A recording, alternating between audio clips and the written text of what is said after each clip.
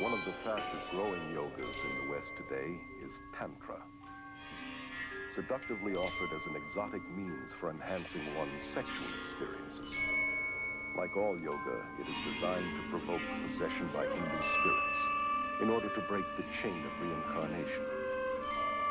In Tantra, advanced disciples indulge in the most degenerate behavior, from human sacrifices to sexual perversion and sorcery. Tantra yoga is the extreme expression of Hinduism. If you will, it's the black and so-called white magic in which the Shakti, the Kundalini force, is aroused, the psychic powers that accompany it are in full bloom, and the individual, depending on his personal preference, can channel this force either into the black magic, which includes rites of meditating upon severed heads, human heads in India, and eating bits of flesh and the unconsumed parts of the cremation rites and other practices, horrifying practices. Or they can take it into what they call the white magic part of it, in which they are using this power, this force, for healing, for the benefit of mankind, if you will. Yet Anton LaVey, the Pope of the First Church of Satan, has said it very explicitly. He said that to believe there's any such thing as white magic is mythology. There is no such thing as white magic. All of it has its source in occult psychic power, and it has nothing whatever to do with God.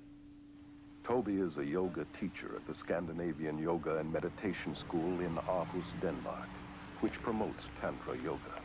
Tantra means to free the mind through expanding the awareness.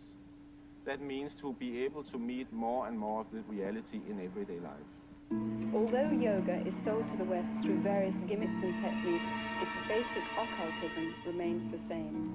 The hope of immortality is at its heart, and the dream of realizing one's own inherent divinity is its ultimate purpose. Becoming a Christ, they call it. Despite the claims that yoga is only physical and non-religious, it is the very essence of Hinduism's spirituality.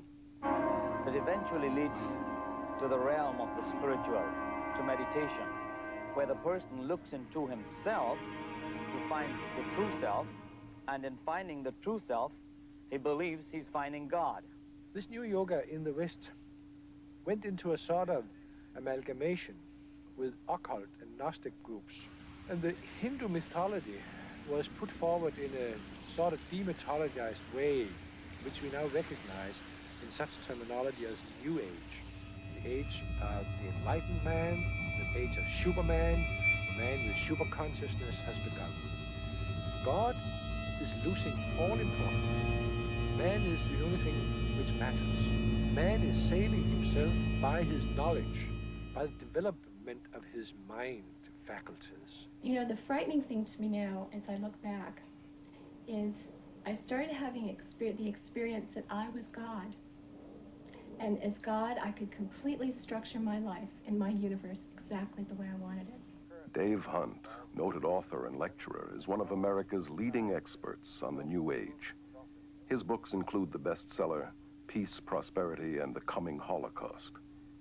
He explains that Hinduism is based upon the same ideas that the Bible says the serpent introduced to Eve in the Garden of Eden.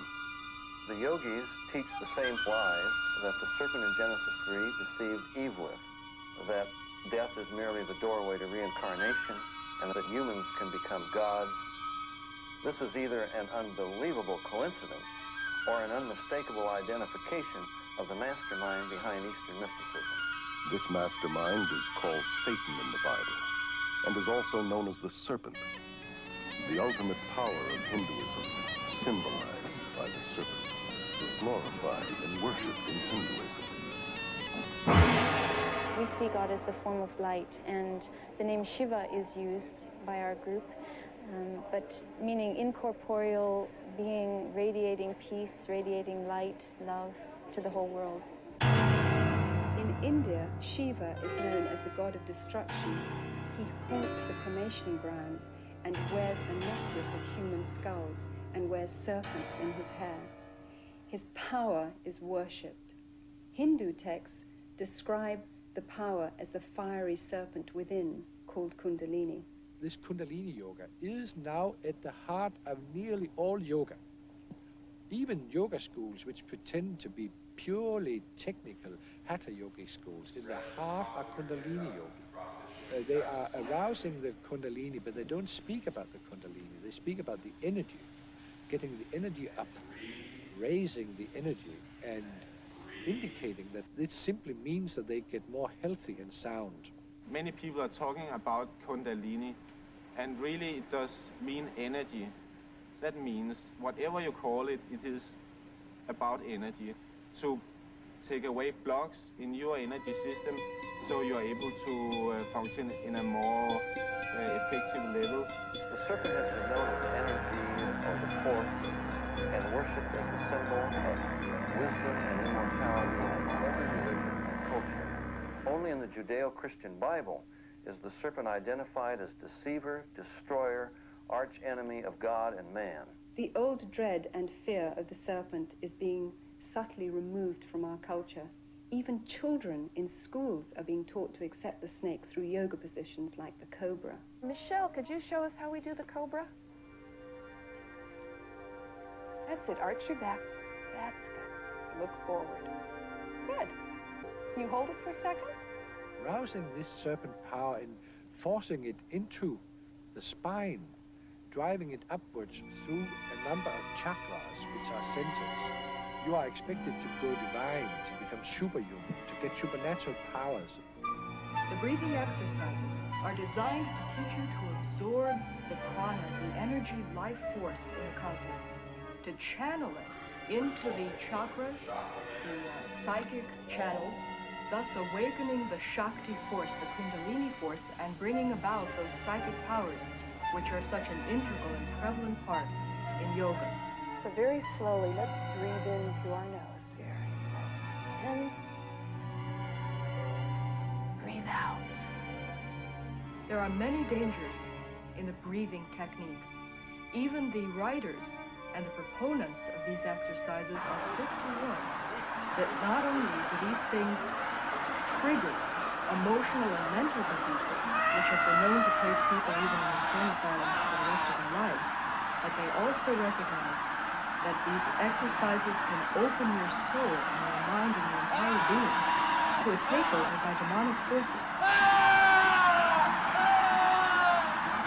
The followers of the gurus themselves have been forced to form an emergency spiritual network of 4,500 MDs and psychiatrists to treat those who are freaking out on Eastern mysticism. But the real yoga means gradually cut the relationship between your soul and the bodily world. You stop your life processes. You stop your thinking. No thoughts are allowed in the mind. Many people don't realize this, but it's terribly dangerous to go into a meditative state in which the mind is simply left blank, and that ultimately is the purpose of the meditations in yoga. It's like opening the door to a room. Whatever comes through, you have no control over. It is simply not true that yoga teaches you to breathe in the best possible way. Yoga teaches you to reduce the breathing down to a minimum and finally to stop it. You also have to stop all the movements of the body, all the movements of the muscles,